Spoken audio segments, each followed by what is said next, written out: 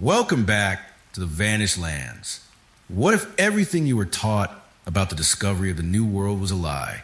What if, hidden in dusty archives and whispered through forgotten sagas, there existed a map so strange, so impossible, that it could unravel the very foundation of history?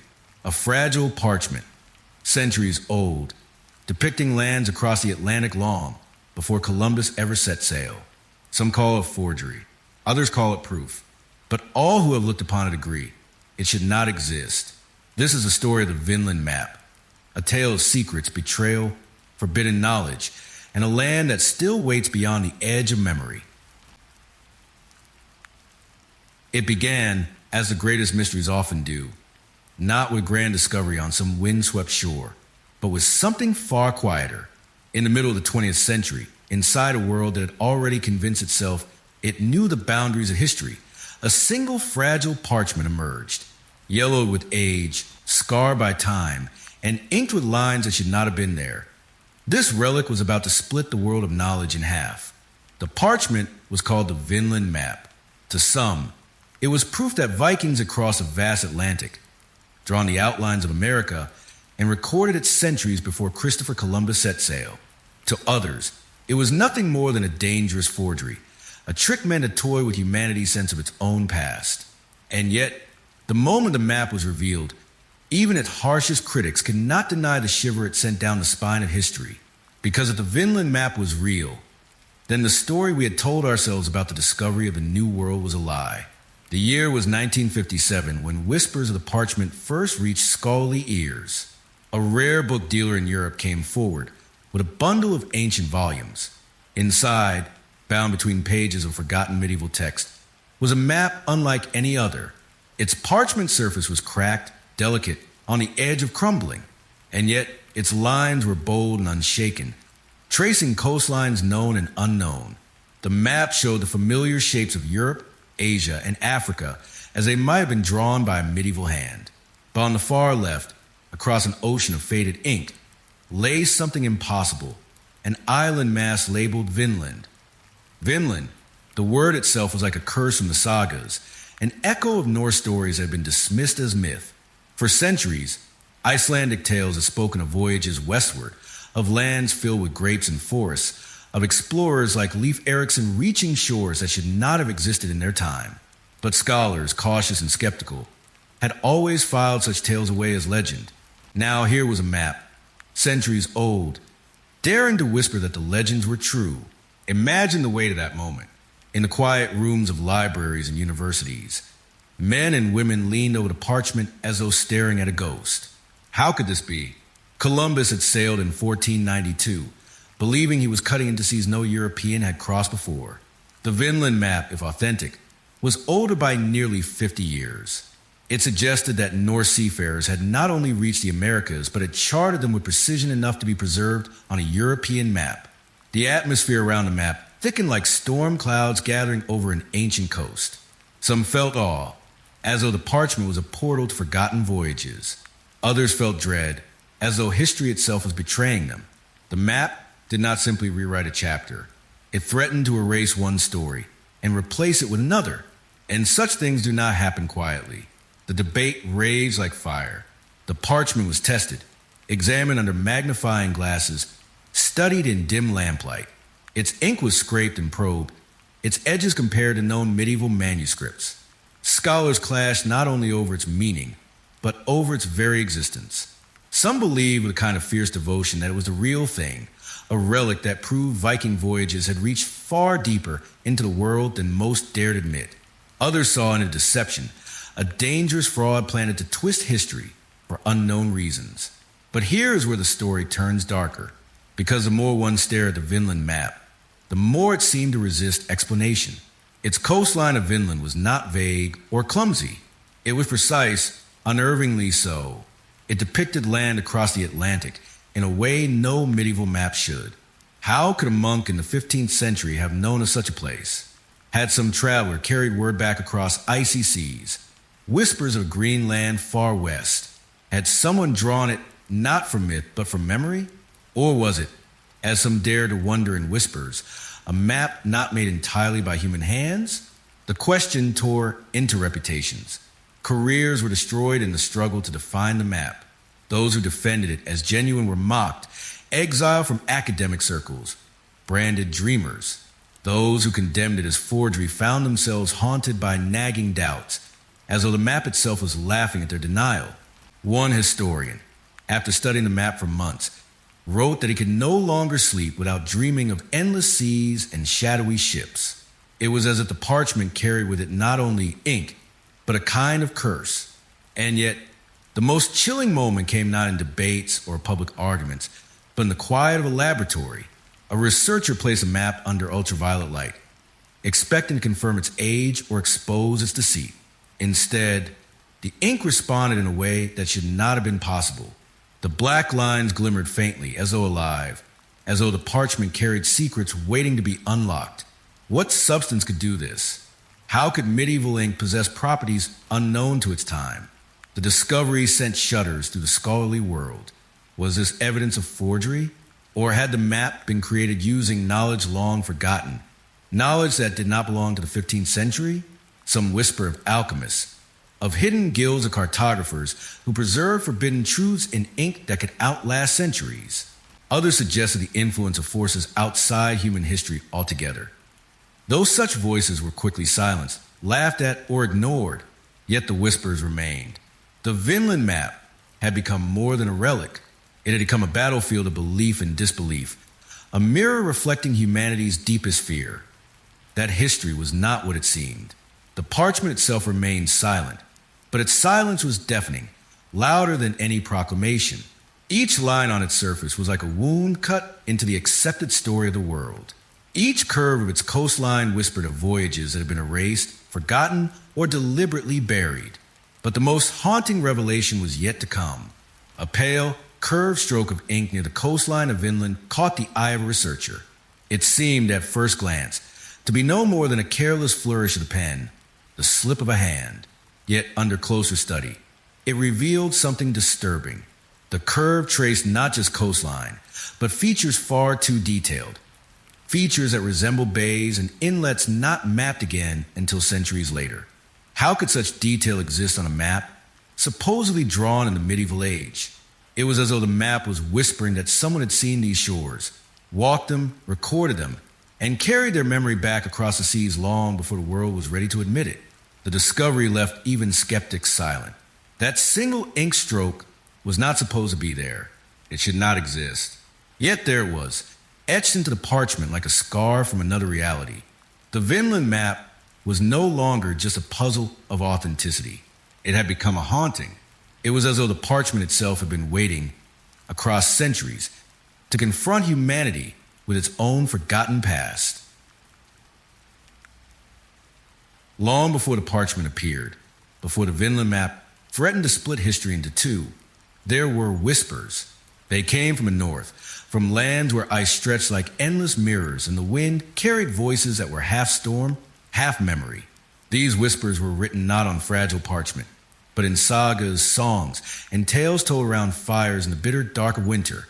Tales of voyages westward, of green shores waiting beyond the horizon, of lands filled with grapes and forests, richer than the frozen rocks the Norse called home. These were not the stories of dreamers. They were the sagas of the Vikings. And in them, we find the first hints of Vinland. The Icelandic sagas, preserved through generations, speak of voyages across seas so harsh that even hardened warriors grew pale at their mention. Leif Erikson, son of Eric the Red, was said to have guided his ship into the unknown around the year 1000.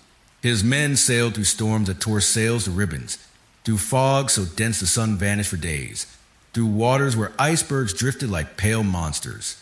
They were not guided by compasses or maps, but by instinct, by fragments of stories, by the shape of clouds, the flight of birds, and the whispers of the sea. And then, after days of fear and hunger, they saw it.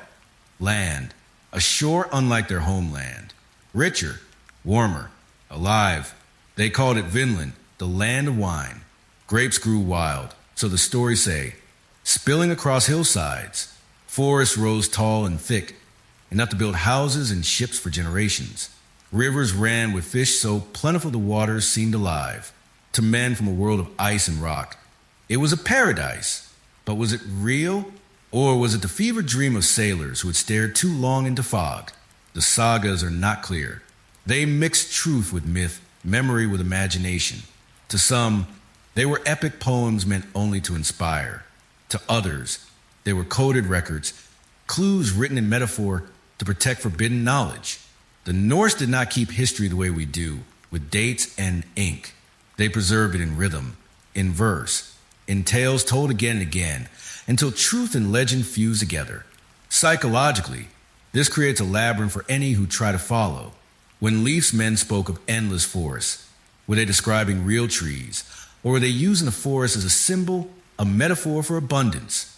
When they told of grapes so rich they stained the ground, were they recalling real vineyards, or were they speaking of a land that promised life after long starvation at sea?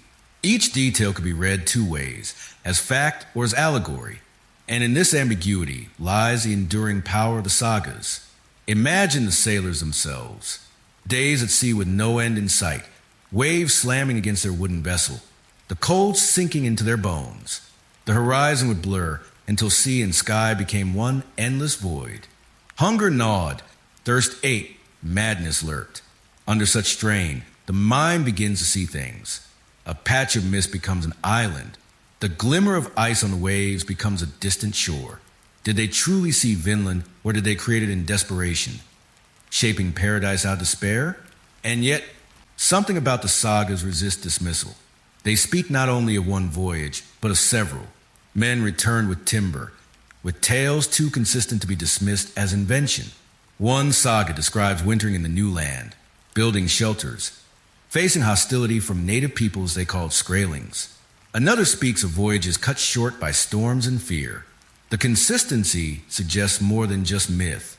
It hints at memory, and memory, though fragile, is rarely created from nothing.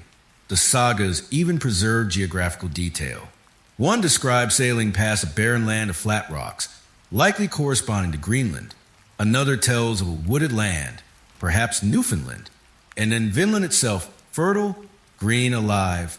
The sequence of these lands matches a progression westward across the North Atlantic. It is as if the sagas are not mere poetry, but a coded map written in verse.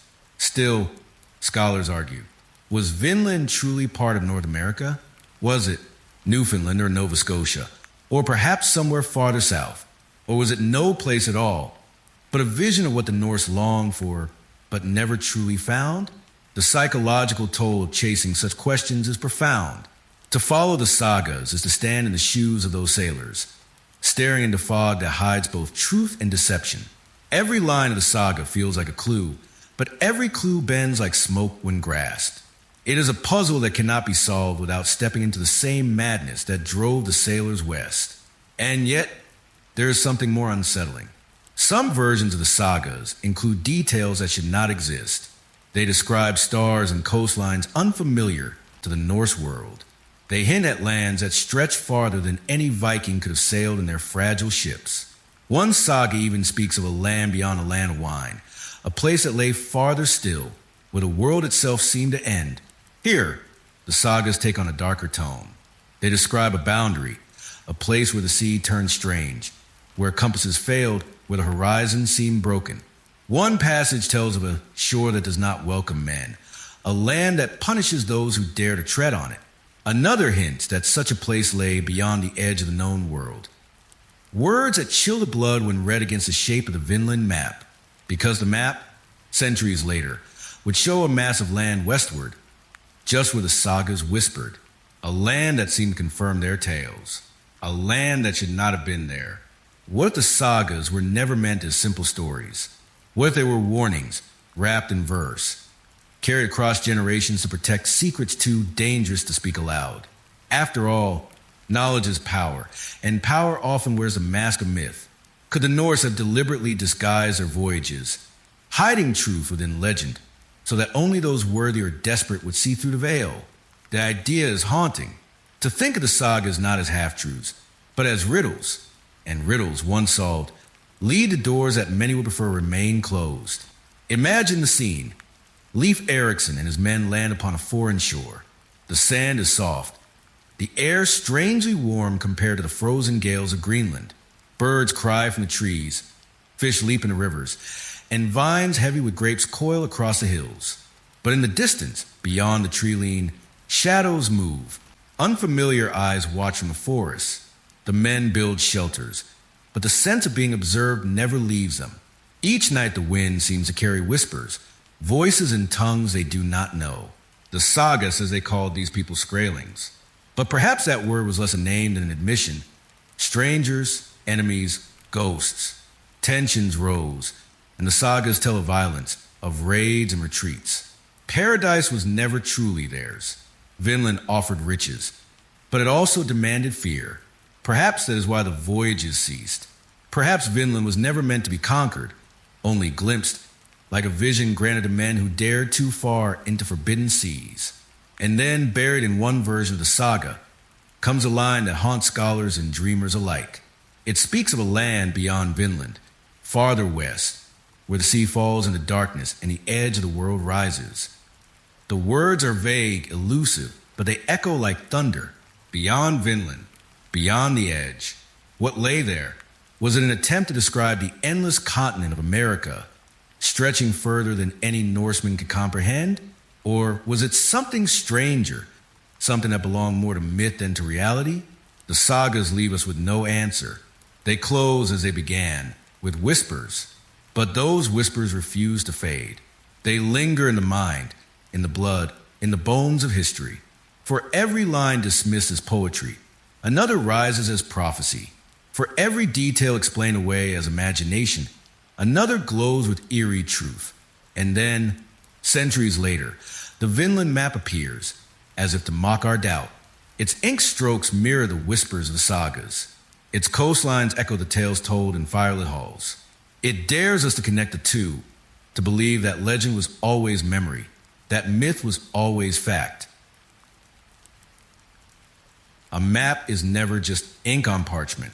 It is a doorway, a silent key to places far beyond the reach of its maker. Each line, each curve is more than geography.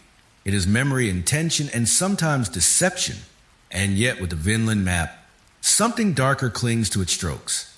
For those who studied it too closely, the parchment seemed less a record of voyages and more a curse. The origins of the map are cloaked in shadows. In 1957, it surfaced in the hands of a rare book dealer. But its story did not begin there. According to whispers, the map was discovered bound inside a medieval volume, the Speculum Historial. This book, it was said, was no ordinary relic of vellum and ink. The binding itself carried a sinister rumor that its cover was fashioned from human skin, a macabre detail, dismissed by some as exaggeration, but one that lingers like a bad dream. For true, then the Vinland Map's very cradle was already cursed. Why had such a map been hidden in such a book? Why sealed away where few would ever find it? Some claimed it was deliberate, that whoever drew the map knew it was dangerous, and so buried it inside a text where centuries of dust would silence it. Others believed the opposite, that the map was hidden not to be forgotten, but to wait, like a seed planted in darkness, until the right moment came for it to resurface. The mystery deepened with the question of authorship. Who had drawn the Vinland Map? Its style did not fit the hand of any known cartographer. Its lettering was peculiar, too sharp in places, too flowing in others. Experts compared it against thousands of medieval scripts, yet no match could be found. It was as though the hand that penned it belonged to no scribe on record, a phantom writer outside the margins of history. This was not just an academic puzzle. To prove the map's authorship was to prove its purpose. If it was made by a monk, then perhaps it was part of some missionary's record of Norse voyages.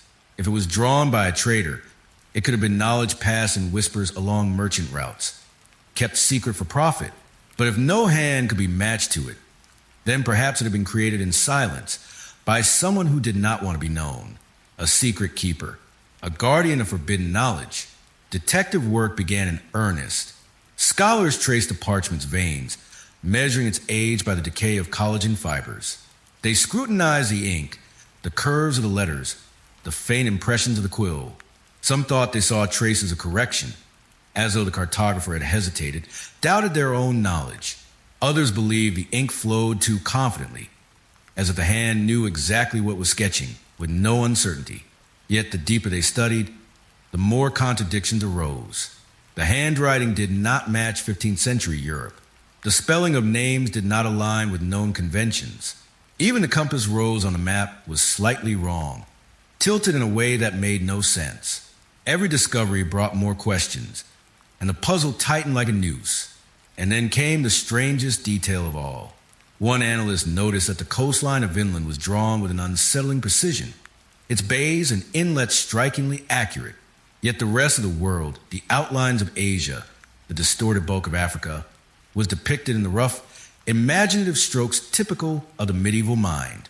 Why would a cartographer who struggled with the familiar world draw the unknown with such certainty? Unless, of course, they had seen it. Unless, of course, they wanted us to believe they had. The question spread like a sickness. Who had drawn the Vinland Map?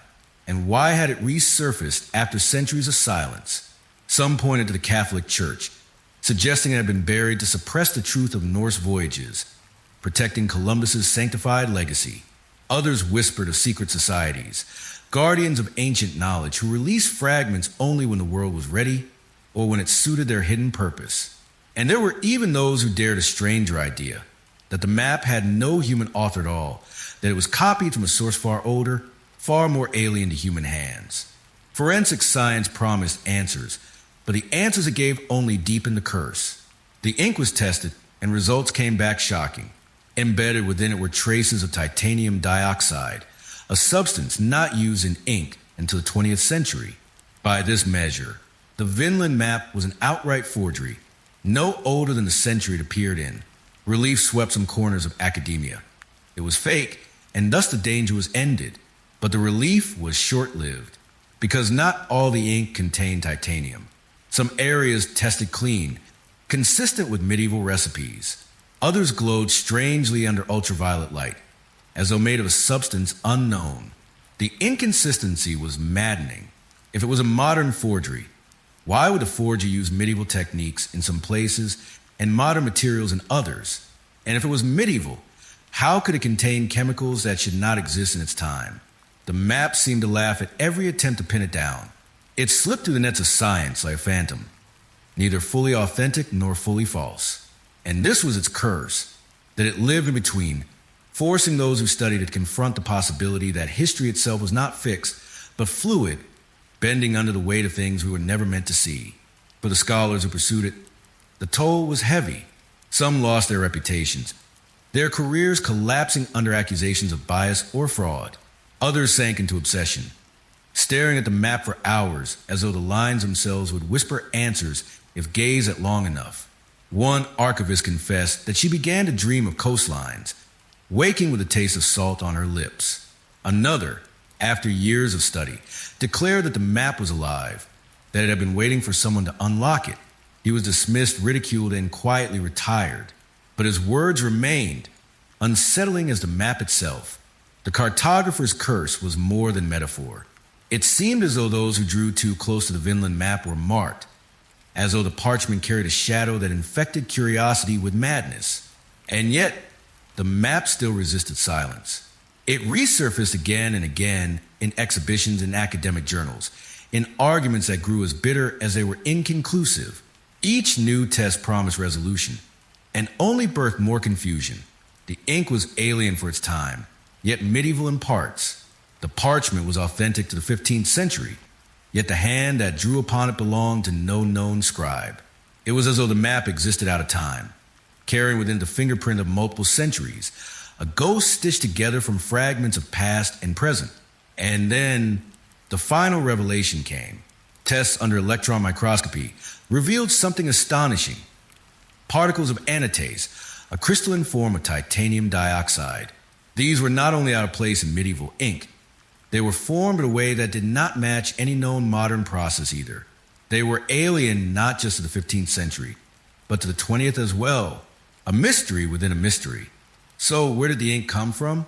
Was it a forgery made with materials still not understood by modern science? Or was it genuine, created by hands with access to knowledge we have since forgotten? The curse of the cartographer remains. Whoever drew the Vinland Map used tools and techniques that should not have existed in their time, and that impossibility lingers like a shadow across history. Science is supposed to bring clarity. Its purpose is to strip away illusions, to shine light on what hides in shadow, and to silence superstition with evidence. But sometimes science does the opposite. Sometimes it peers too deeply into the unknown and finds itself staring back into a void, a darkness that refuses explanation. And when that happens, knowledge itself becomes terrifying. This is what happened when the Vinland Map was subjected to forensic testing. Scholars had argued for years over its lines and letters, over its impossible coastlines and mysterious script. But those were battles of words and speculation. Science promised finality. If the parchment was medieval, if the ink was ancient, then perhaps it was real. If not, then it was forgery, fraud, a trick of the 20th century. Simple, or so they thought. The first test examined the parchment itself. It was vellum, made from animal skin, and radiocarbon dating placed it firmly in the 15th century. This should have settled the matter. The map's body was old enough to be genuine, but parchment is nothing without ink, and it was the ink that would ignite the fire. Tiny fragments were scraped from the black lines that traced Vinland's coast. Under microscopes, the ink revealed something startling. It was not the iron gall ink common to the medieval world. Instead, it contained particles of titanium dioxide, specifically in its crystalline form known as anatase. This was a chemical fingerprint of modernity. Anatase did not exist in medieval recipes. It was a pigment created only in the 20th century. The conclusion was devastating. If the ink contained anatase, then the map was a forgery, a fraud carefully crafted on old parchment to deceive. For a moment, the world of scholarship exhaled. The mystery was over. The Vinland Map was fake. But then came the problem. Not all of the ink contained anatase. Some areas, tested under similar methods, showed no trace of the modern pigment. Other lines glowed faintly under ultraviolet light, as though their composition was alien to both medieval and modern chemistry. The results contradicted each other, and no one could explain why. The map seemed to shift under scrutiny. One scientist declared it a forgery. Another claimed it was authentic. A third insisted it was both. A medieval map later altered with modern ink. The contradiction refused resolution, and reputations began to fracture under the strain. Scholars who defended the map as genuine were branded gullible. Others who denounced it as forgery were accused of bias. Careers collapsed in the crossfire. One historian, once a respected figure, was forced into early retirement after being accused of deliberately suppressing evidence. Another became so obsessed with proving the map's authenticity that his marriage fell apart, his nights consumed by testing and retesting. The Vinland Map did not just destroy certainty, it destroyed lives. And still the ink resisted explanation. Why would a forger mix medieval techniques with modern materials? Why would only some lines contain anatase, while others did not? Theories multiplied. Perhaps the map had been touched up in the 20th century. Perhaps it was a genuine medieval map, altered later by hands seeking to enhance or preserve it. Or perhaps it was something stranger, something that did not belong to either time. The psychological toll was immense. Scholars began to speak of the map as though it were alive, as though it chose when to reveal truth and when to conceal it. One researcher confessed in private letters that he dreamed of the map's lines moving, curling like snakes across the parchment. Another admitted that he felt watched whenever he worked with it, as if the map carried with it presence, an intelligence that mocked his efforts. And in this darkness, the debate grew bitter. Conferences dissolved into shouting matches. Journals refused to publish articles for fear of scandal. Those who defended the map spoke with the zeal of believers. Those who condemned it did so with the fury of heretics denouncing blasphemy. What began as a question of history had become a war of faith. But the strangest discovery came not from chemical tests, but from light under ultraviolet radiation. Parts of the parchment revealed something no one expected. A fragment of the ink glowed with an eerie radiance, as though it carried within it a luminescence foreign to both medieval and modern science. The glow was faint, but unmistakable, like embers buried in ash. What could cause this? No ink of the 15th century glows this way. No known modern forgery technique accounted for it either. The glow seemed to whisper something else, something hidden, something forbidden. Some speculated it was contamination, a quirk of handling or storage. Others argued it was deliberate, a secret code left by the map maker, a signal only visible under the right light.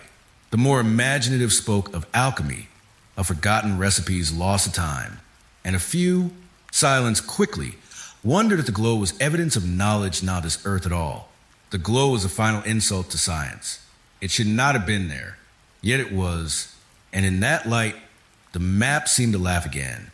It was not merely a puzzle of history. It was a mirror reflecting back the limits of human knowledge. The Vinland Map had been meant to end debates.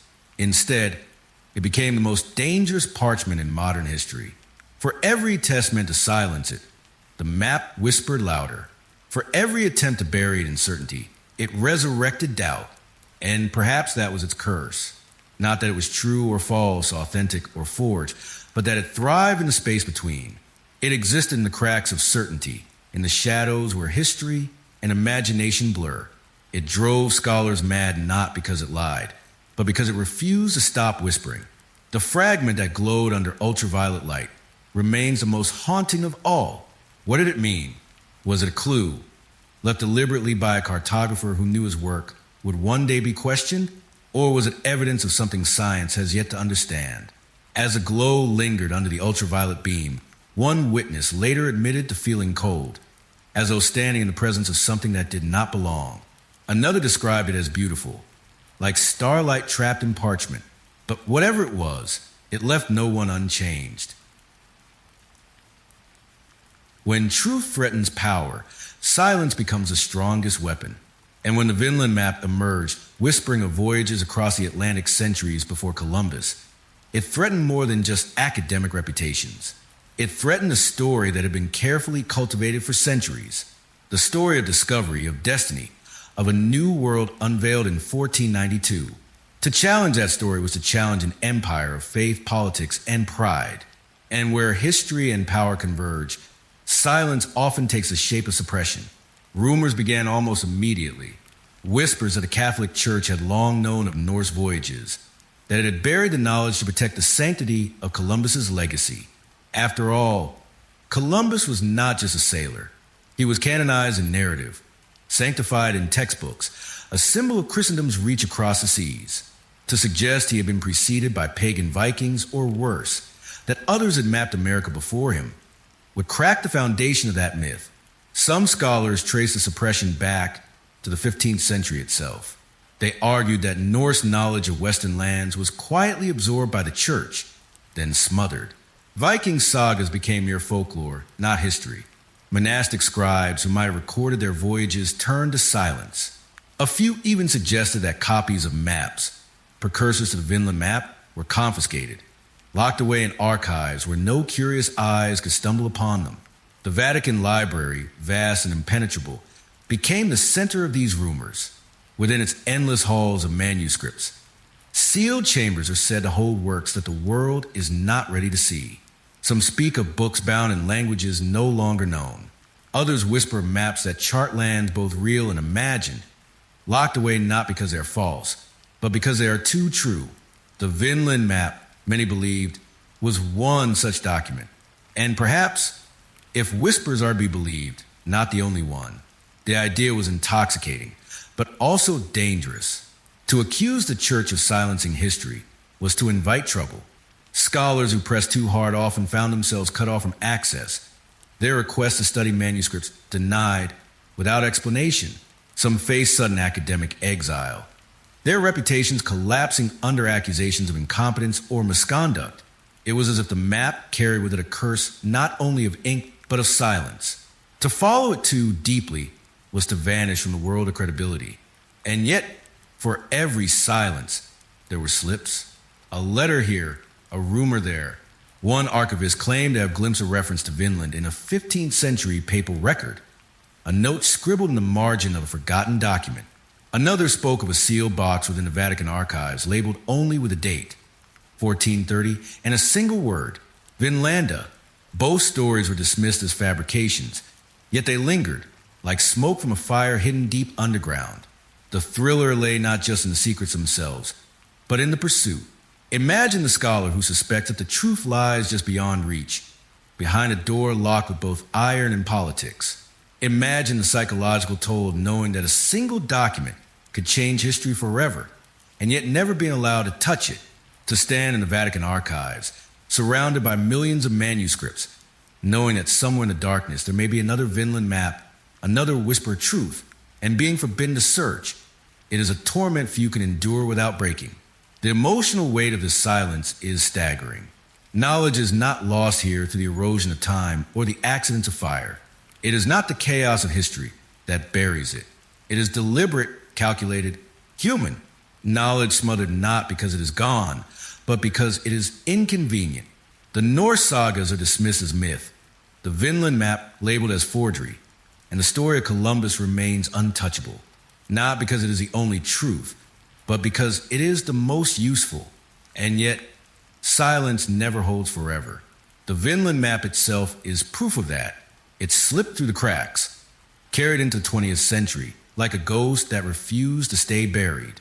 Its mere existence suggests that other maps, other documents, might still be hidden, waiting for their moment. It is said that within the sealed sections of the Vatican archives, areas restricted to only the highest scholars, there lies a twin copy of the Vinland Map. This rumor is perhaps the most haunting of all. A second map, older, purer, untouched by debate. A map that would confirm once and for all that the Norse charted America long before Columbus. If true, then the first Vinland Map is not an isolated artifact, but a survivor of a family of documents. And if that is the case, then the silence is not ignorance. It is a prison built to keep truth chained. Of course, no one has seen this alleged twin. No photograph exists. No official reference acknowledges it. The rumor persists only in whispers, carried by those who claim to have spoken with archivists or glimpsed catalogs long since withdrawn. Yet the persistence of the rumor gives it weight. Why would such stories endure if there were not a seed of truth within them? The Vatican's silence hangs like a veil. Some see it as protection, shielding faith from the chaos of revision. Others see it as corruption, an empire of knowledge hoarding truth for its own power. But all agree on one thing. If there's another Vinland Map within those walls, its revelation would shatter history as we know it. And so the question lingers. Is the silence itself the final proof? If there were nothing to hide, why the exile, why the denials, why the whispers of forbidden rooms? Silence can be louder than words, and in the case of the Vinland Map, the Vatican's silence thunders across the centuries. This is the true terror of the map. It is not merely that it may rewrite history, but that others may already know it has, and that they have chosen to keep that knowledge locked away. To imagine what else lies in the shadows of those archives is to step into a labyrinth with no exit. If a twin map exists, what else might sit beside it? Maps of lands forgotten, records of civilizations erased, knowledge that humanity was never meant to hold? Legends are not bound by land. They drift across oceans like phantom ships, carried by currents, reshaped by storms, whisper in the creak of masts and the crash of waves. And when we look to the Atlantic, that vast and merciless expanse, we find it is more than water. It is a graveyard of secrets, a stage for ghosts, and perhaps the true keeper of the Vinland mystery. For the sea has memory, and sometimes it remembers what humanity has tried to forget. The Vinland Map whispered of a shore across the ocean. The sagas sang of voyages to fertile lands. But what lies beneath the waves tells its own story. Shipwrecks, runestones, ruins that appear and vanish like mirages. Scattered clues that suggest Vinland was not just a dream, that others, long before Columbus, touched the western shores. Yet these whispers from the sea are never simple.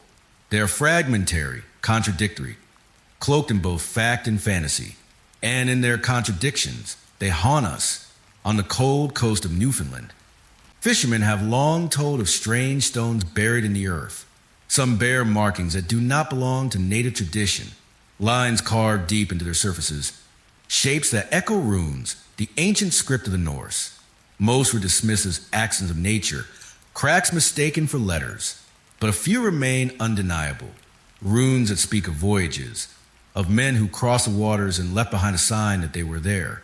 And then there are the shipwrecks along the New England coast, divers of uncovered timbers that seem older than any colonial settlement. The wood, when tested, dates back to a time dangerously close to the Viking Age, too decayed to prove origin, but unsettling enough to raise questions. Could these be remnants of Norse ships, battered by storms, claimed by the Atlantic? Or do they belong to others, forgotten mariners whose names were lost before history began to write itself? The ruins tell an even stranger story. In Newport, Rhode Island, stand a round stone tower whose origins are fiercely debated. Some claim it was built by colonial settlers as a mere windmill. Others insist it is older, a Norse construction, a lonely outpost on the edge of the New World. Its arches and pillars seem foreign to English colonial design. Its placement strangely deliberate. It stands like a riddle, neither wholly explained nor entirely dismissed. Psychological suspense coils around these mysteries. Were the Vikings truly the first to cross the Atlantic? Or do these clues suggest someone came before even them? Ancient mariners lost to time. Cultures erased by the tides. Maps drawn not just from Norse eyes, but from deeper, older memories? The thought unsettles because it shatters not only the Columbus myth, but the Viking one as well. It suggests that the ocean has always been crossed, that the Atlantic has never been a barrier but a bridge, and that what we call discovery is only rediscovery. And here, the story brushes against the edge of the uncanny. What if the Vinland Map was not drawn solely by human hands? The precision of its coastlines, the strangeness of its ink, the impossibility of its existence. It all invites a question few dare to ask. Could the map maker have worked from knowledge not of this world? Ancient civilizations speak of gods who descended from the skies, of beings who guided men across waters, who taught navigation and geometry far beyond their age. Perhaps the map carries the faintest echo of that forbidden knowledge, a chart made with eyes that saw further than human sight, a hand that traced not just coastlines but mysteries. Science will dismiss this, of course, as speculation, but history itself is filled with what science once called impossible, and the sea, with its endless horizon, has always been a canvas for the impossible. Imagine the Norse voyagers pushing westward into fog. Their ships creak, their oars cut into waters thick with mist. Days pass with no sight of sun or land. The men grow silent, their courage eroded by the endless gray. And then, without warning, the fog parts. A shore rises from the sea, green and alive. They step onto it, carve their runes, build their shelters. But perhaps, deep inside, they know they are not the first to stand there. Perhaps they feel eyes on them, ancient eyes, watching from the forest, from the rocks, from the sea itself. The sagas tell Skraelings, the native peoples the Norse encountered. But what if there were others, not of this continent and not of Europe either? Shadows who left their own marks, their own ruins, their own maps, whose traces are buried in coastal stones and in shipwrecks too decayed to name. What if Vinland was not a discovery at all, but an inheritance, passed from hand to hand, each civilization recording it in whispers and symbols, until the Norse, too, faded into silence? It is a thought that gnaws at the edges of reason. The Vinland Map may not be a singular creation. It may be a fragment of something older, a copy of a copy, knowledge carried across generations until its origin is unrecognizable. And if that is true, then the map maker was not merely a cartographer. He was a vessel, transcribing something larger than himself, something that demanded to be preserved. The sea keeps its secrets well, but sometimes it allows fragments to surface. And one such fragment is perhaps the most haunting of all. In Newfoundland, a stone was discovered bearing markings that defy easy explanation. At first glance, they seem random, scratches made by weather or tools. But when traced carefully, they begin to resemble coastlines. And then, disturbingly, they begin to mirror the very shape of the Vinland Map. The resemblance is uncanny. The curve of the shore, the placement of bays, the outline of the land. It is as though the stone carries within it the same memory, the same impossible geography. Scholars argue, of course. Some say it is coincidence. Others call it wishful thinking. But those who stand before it cannot shake the chill that runs through them. It is as if the stone and the map are speaking to each other across time, confirming one another's existence, whispering that Vinland was real and that it was known long before it was meant to be. In modern times, truth becomes a battlefield, not one of swords and shields, but of laboratories, universities, and journals. And in the middle of this war, fragile as a breath yet powerful enough to ruin reputations, lies a single piece of parchment, the Vinland Map. It should have been simple. Science promised clarity, a way to cut through myth and speculation. Either the map was authentic, or it was a forgery. Either it rewrote history, or it was nothing more than a clever fraud. But as the tests multiplied, as experts fought over every line of ink and every fiber of vellum, the Vinland Map became something more dangerous than either truth or lie. It became a weapon, a mirror reflecting the pride and desperation of those who studied it. The first wave of scientific teams split almost immediately. Some declared with certainty that the map was authentic. They pointed to the parchment, radiocarbon dated to the 15th century, perfectly consistent with the age of the supposed cartographer. They argued that the ink, though strange, could still be explained by forgotten recipes or contamination. To them, the Vinland Map was a rare survival, a treasure that proved Norse voyages across the Atlantic. Others were just as certain it was forgery. They pointed to the annotated particles, impossible in medieval ink, a fingerprint of the 20th century. They declared the map a fraud, crafted to deceive, perhaps even planted deliberately to unsettle history. For them, the debate was closed. The case was solved. But science rarely moves in straight lines. Each new test brought not resolution, but contradiction. One laboratory would confirm medieval origins. Another would uncover modern contamination. One handwriting analysis would link the script to a 15th century scribe. Another would reject the connection entirely. The map seemed to change depending on who studied it, as though it revealed one face to one scholar, another to the next. Suspense grew unbearable. Careers began to collapse under the weight of these contradictions. Those who supported authenticity found themselves mocked as romantics, blinded by the allure of legend. Those who denounced it as forgery were accused of arrogance, of clinging to dogma. Conferences became battlefields. Words like fraud, incompetence, and conspiracy were hurled with the force of weapons. One historian, once celebrated, became the subject of ridicule after defending the map in print.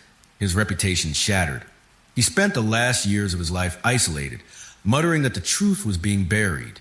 Another scholar, who devoted decades to debunking the map, was accused of suppressing evidence, his credibility crumbling under the suspicion that he, too, had been manipulated by forces larger than himself. The Vinland Map did not just challenge history. It destroyed the people who sought to understand it. The psychological toll was extraordinary. Some spoke of sleepless nights, haunted by dreams of coastlines and ruins. Others confessed to paranoia, certain that unseen hands were guiding the debate, silencing voices that strayed too far into forbidden territory. It was as though the map carried a curse not only of ink but of obsession, a shadow that consumed anyone who reached too deeply into its mystery. And yet, despite the wreckage, no side could claim victory. The contradictions only multiplied. The deeper the investigations went, the stranger the puzzle became. Forensic teams discovered that the ink itself seemed to have two layers. One organic, consistent with medieval recipes, and another inorganic, laced with modern elements. How could this be? Was a map genuine but tampered with? Or was it forged using ancient techniques mixed with modern tricks? No theory explained it cleanly. Every answer unraveled into more questions. Here, the detective layer of the story emerged. Experts began to search not only the ink, but the intention. Who would benefit from forging such a map? Was it the rare book dealer who first presented it, seeking fortune? Was it created in the 20th century as a deliberate hoax to embarrass scholars? Or had it been altered much earlier, perhaps in the 16th or 17th century, when European powers sought to strengthen claims to the New World? The motives tangled as deeply as the evidence. The strangest discoveries came not from chemistry, but from paleography, the study of handwriting. Scholars compared the script of the map against thousands of medieval manuscripts. For a moment, progress seemed near. Certain letter forms matched the style of 15th century scribes, giving hope of authenticity. But then, a new analysis shattered the fragile certainty. One expert found letter forms, subtle curves, flourishes, shapes of capitals, that did not exist in European script until centuries later. 200 years later, to be precise, the handwriting bore features of the 17th century, long after the map was supposed to have been drawn.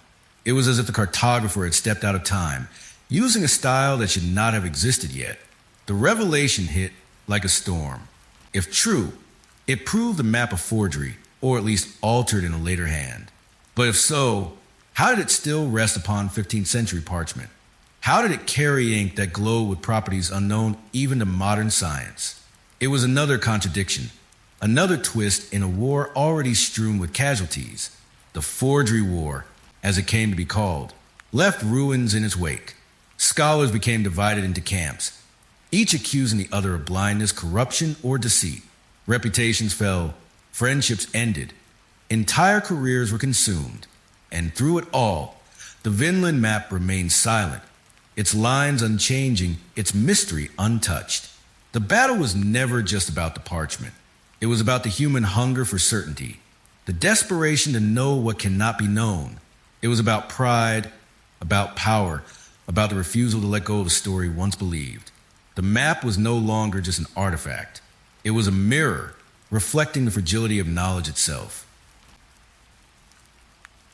Even when buried, some mysteries claw back to the surface. They are like bones rising from the ground after centuries of silence, or voices that echo through locked doors. The Vinland Map is one of these. It has been debunked, dismissed, ridiculed, and declared a forgery more times than anyone can count. And yet, like a ghost that refuses to rest, always returns. Each time it is buried, it finds a way to claw itself back into the light.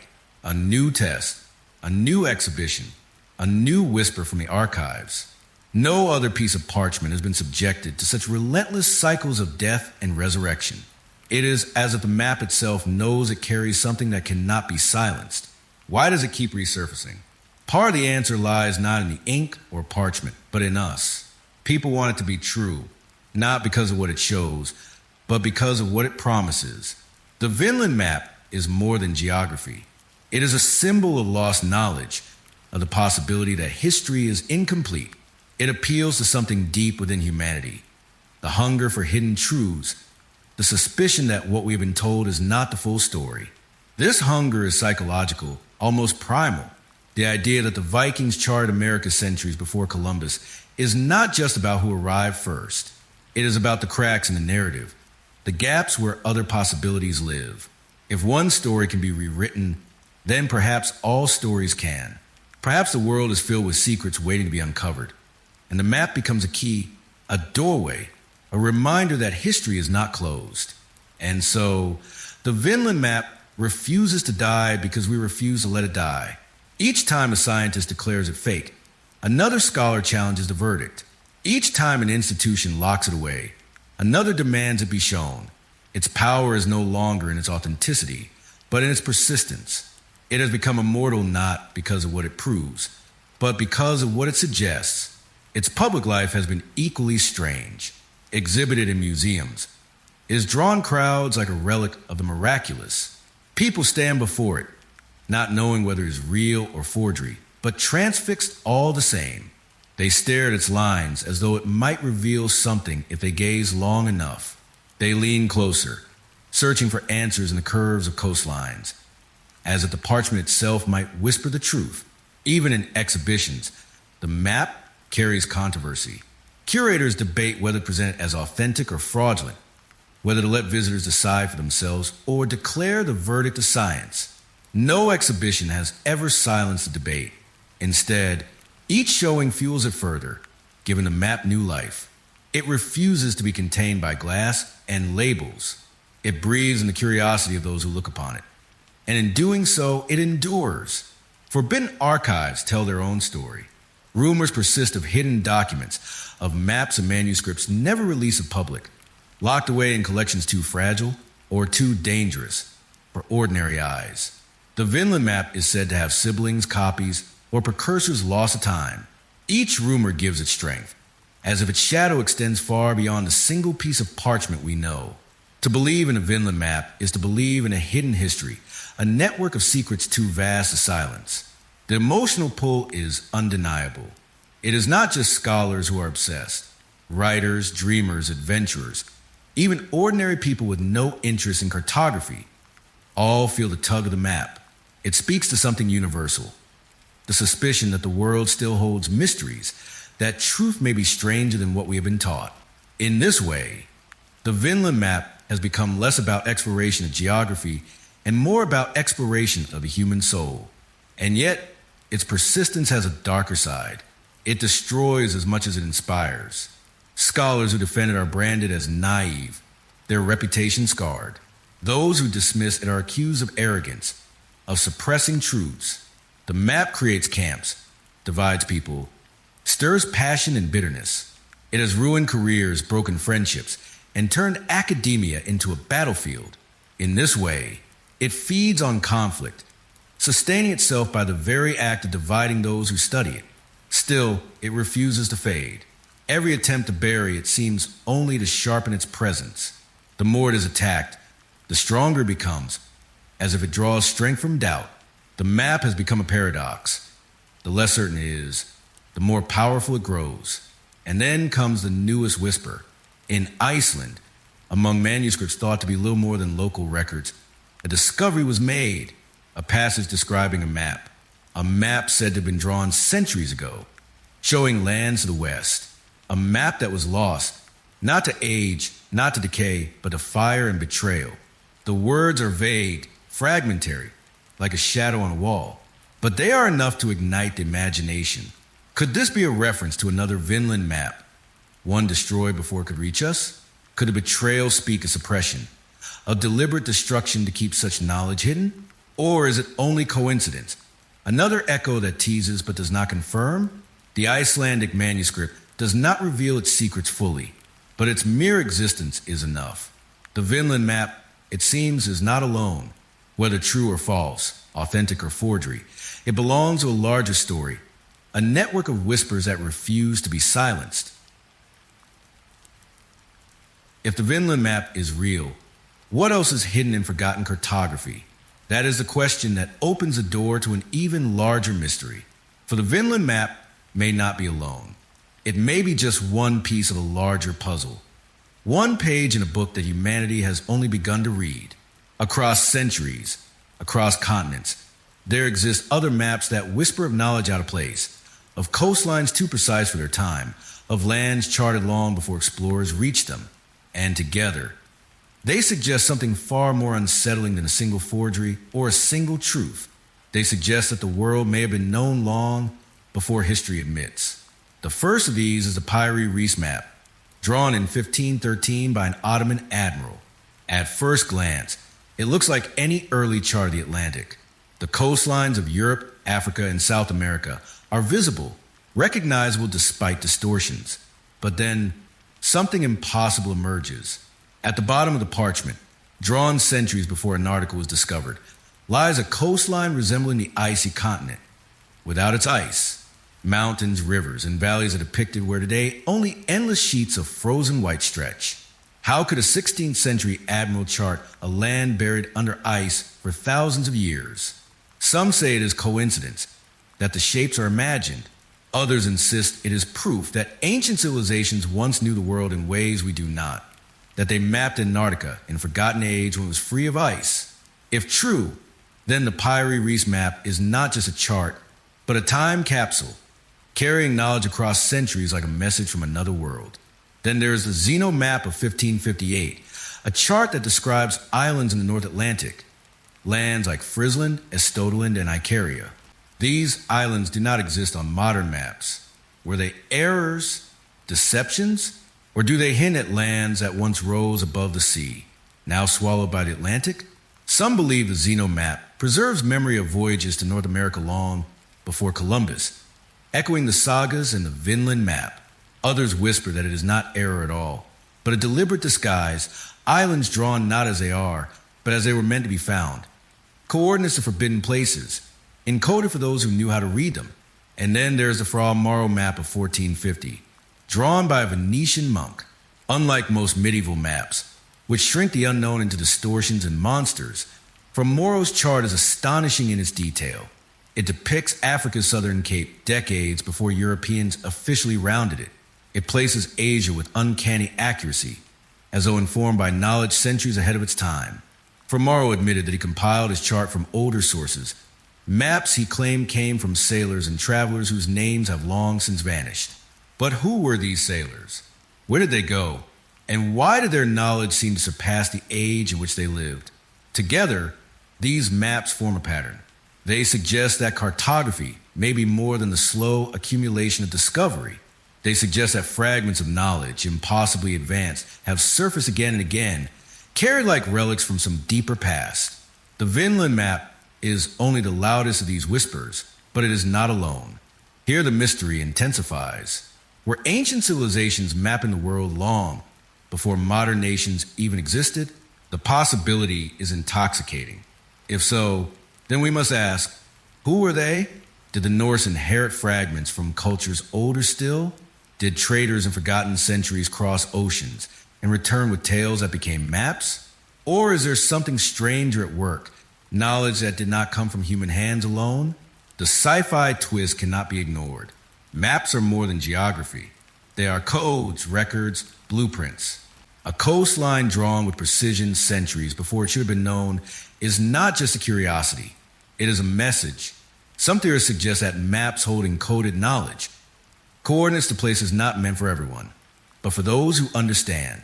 What if the Vinland Map, the Pyre Reis, the Zeno, and the Fra Mauro are not isolated accidents, but fragments of an encoded atlas, a network of maps pointing towards secrets we were never meant to hold? Imagine the map makers, their quills tracing coastlines with deliberate intent. Perhaps they knew their work would be suppressed, hidden, destroyed. Perhaps they buried messages within them, lines that double as coordinates, distortions that mask truths, coastlines that reveal themselves only when compared to others. The maps may be puzzles, waiting across centuries for someone to fit them together. And if that puzzle is solved, what might reveal? A forgotten land?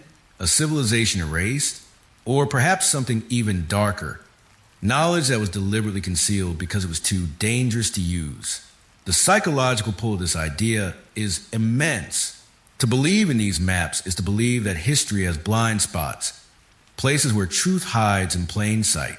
It suggests that what we call progress is not always forward, that sometimes humanity moves in circles, rediscovering what was already known, burying it, and finding it again.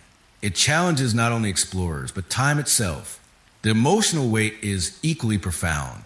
These maps speak not just of places, but of loss. If ancient civilizations mapped the world, where are they now? What happened to them? Why was their knowledge scattered into fragments instead of preserved? The maps become gravestones of forgotten cultures, testaments to knowledge buried with their makers. To hold one is to hold not only geography, but memory, grief, and warning. At the edge of history, myth and truth blur into one. It is here, in the shifting fog between what is known and what is imagined, that the Vinland Map lingers.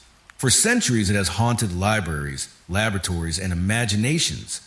Some have called it a forgery, others a revelation. But whether authentic or false, it carries a power that no verdict can erase. Because in the end, it is not the map itself that haunts us. It is a possibility that our history is incomplete. The Vinland Map is more than ink on parchment. It is a mirror, and in its reflection, we see the fragility of our narratives. We tell ourselves that history is a straight road, paved with facts and discoveries. Yet the map whispers that the road is crooked, littered with detours and silences. That knowledge has been found and lost, suppressed and rediscovered, burned in fire and buried in archives. That we do not know as much as we think we do. This is the emotional climax of the tale. The power of the Vinland Map lies not in proving Vikings reached America before Columbus, nor in the possibility of a forgery crafted with impossible skill. Its power lies in the space between, in the doubt it sows. It reminds us that history is not fixed, but fragile, that the stories we cling to may crumble with the discovery of a single parchment, A single line of ink, and so the map becomes a symbol of all that has been lost, of all that waits to be uncovered.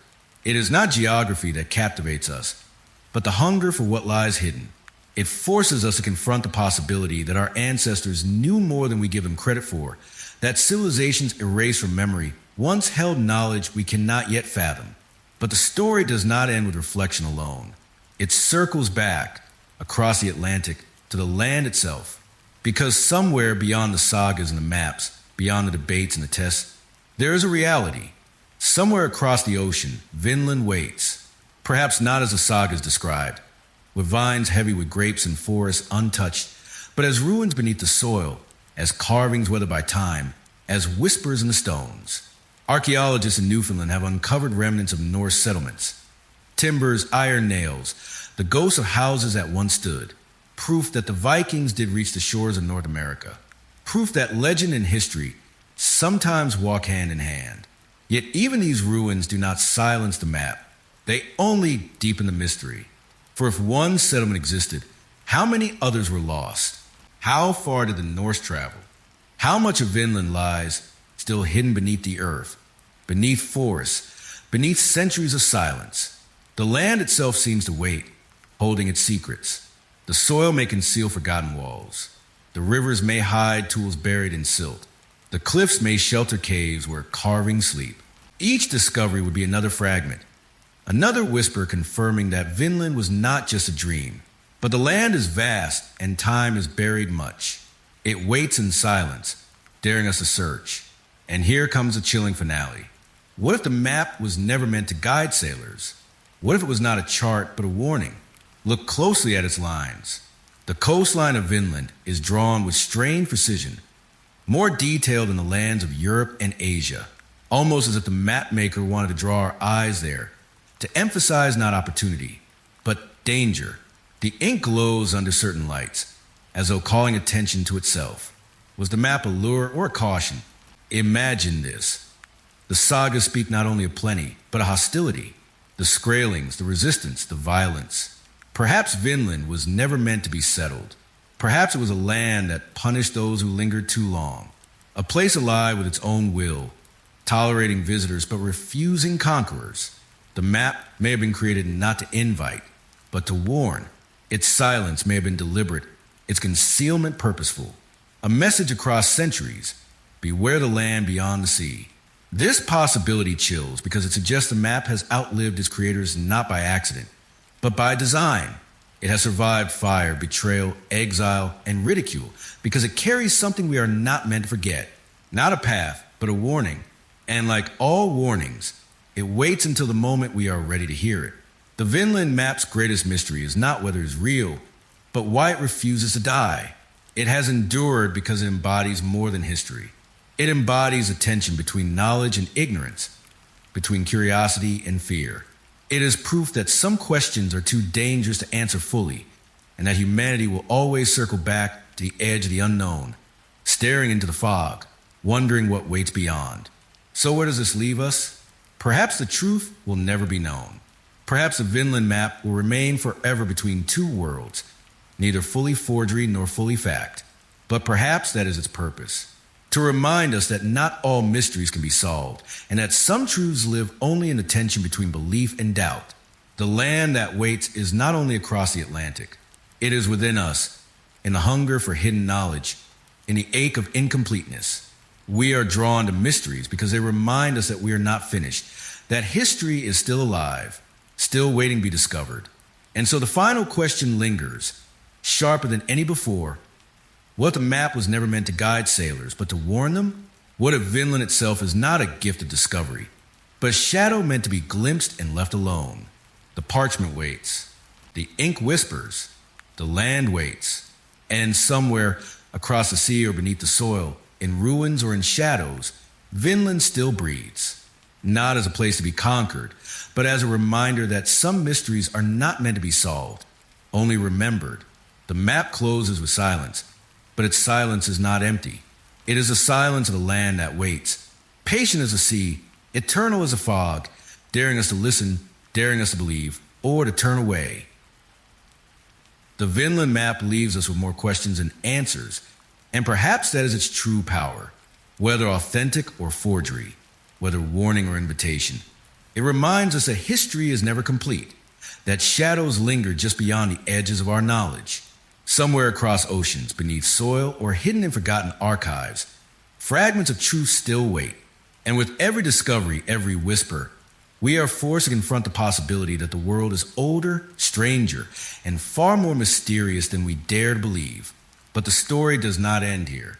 This is only one thread in the great tapestry of forgotten cartography and cursed places. One voice among many that echo across time. If you feel the pull of these mysteries, if you hunger for the legends that blur the line between myth and history, then you already know the journey has only just begun. So step deeper into the shadows with us. Share your thoughts, your questions, your doubts, because every legend grows stronger when it is spoken aloud. Like this tale if it lingered with you. And share it with those who dare to wonder. And above all, subscribe so you never miss the next journey into forgotten corners of our world, where every map hides a secret, every ruin tells a story, and every silence waits to be broken. The past is not finished with us, and neither are the stories.